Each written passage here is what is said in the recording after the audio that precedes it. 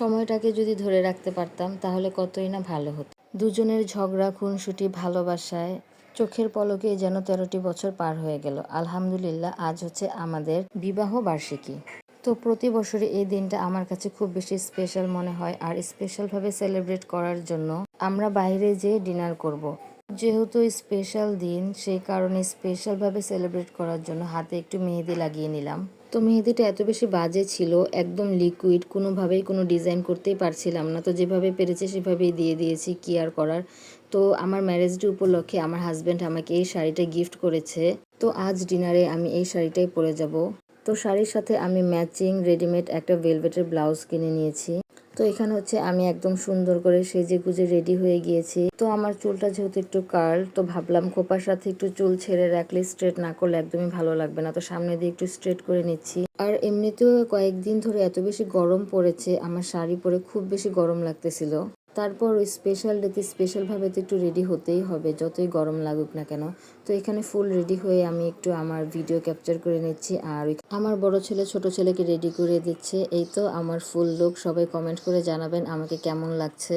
শাড়ির সাথে সব ম্যাচিং পরলেও চুড়িটা ম্যাচিং করতেই পারিনি, তো কি আর করার। তো এখানে আমার দুই প্রিন্স রেডি হয়ে গেছে। মাশাল্লাহ মাশাল্লাহ, আমার দুই ছেলেকে খুব সুন্দর লাগছে। তো এখানে আমার হাজবেন্ডের জন্য ওয়েট করতেছিলাম, ও আসলেই দেন আমরা বের হয়ে যাব। আমার হাজবেন্ড হচ্ছে অফিস থেকে এসে একদম রেডি হয়ে গেল, একটু রেস্ট নেওয়ার সময় পাইনি। রেস্ট নিতে গেলে হয়তো আমাদের ডিনারের জন্য অনেক বেশি দেরি হয়ে যাবে।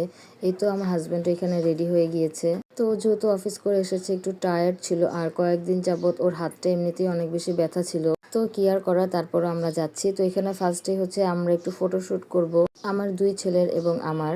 তো আমার খুব বেশি ইচ্ছা ছিল যে সানসেটে একটু ফটোশুট করব, বাট আমার হাজব্যান্ড অফিস থেকে একদমই ছুটি নিতে পারেনি। তো কি আর করার, যেহেতু রাত হয়ে গিয়েছে, তো ভাবলাম স্টুডিওতে যেয়েই আমরা একটু ছবি তুলে আসি। তো এখানে আরাফ কোনোভাবেই কোনো পিকের একটাও পোজ দিবে না। সে নড়াচড়া করতেছে, হয়তো হাত নাড়াচ্ছে কিংবা দাঁত বের করে রেখেছে। তো খুব কষ্ট করে ওর একটা ছবি ভালো করে নিতে পেরেছি। তো আমার দুই ছেলে একদমই ছবি তুলতেই চায় না, আর আমি তো ছবি তোলার একদম পাগল। যেখানেই যাই চিন্তা করেই রাখি মিনিমাম 10-20টা ছবি তো আমি তুলবই। আর আমার হাজবেন্ডও একদম ব্যতিক্রম, সেও আমার সাথে ছবি তুলতে চায় না। আমি একদম জোর করে দেন তার সাথে ছবি তুলি। তো কার কার বাসার সবাই এমন ছবি তুলতে চায় না, অবশ্যই কমেন্ট করে জানাবেন। তো আমরা হাজবেন্ড ওয়াইফ আগেই ছবি তুলে নিয়েছি, দেন এখানে বাচ্চাদের ছবি তুলতেছিলাম। তো ছবি তোলা শেষ, দেন এখানে আমি একটু মিরর ভিডিও করে নিলাম। তো যাই হোক, আমরা ডিনারের জন্য কোথায় যাচ্ছি এটা আসবে নেক্সট ব্লগে। তত পর্যন্ত ভালো থাকবেন, সুস্থ থাকবেন।